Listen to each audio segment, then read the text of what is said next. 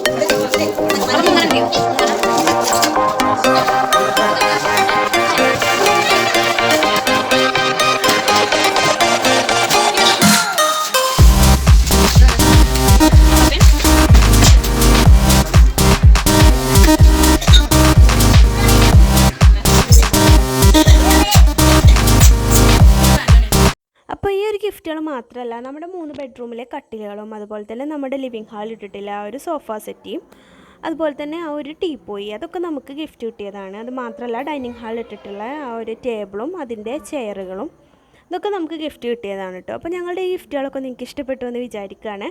അപ്പോൾ ഞങ്ങളുടെ ഈ വീഡിയോ ഇഷ്ടപ്പെട്ടെങ്കിൽ എന്തായാലും ലൈക്ക് ചെയ്യുക, ഷെയർ ചെയ്യുക. എൻ്റെ ചാനൽ ആദ്യമായിട്ട് കാണുന്നവരാണെങ്കിൽ നിങ്ങൾക്ക് ഇഷ്ടപ്പെടുകയാണെങ്കിൽ എന്തായാലും സബ്സ്ക്രൈബ് ചെയ്യുക.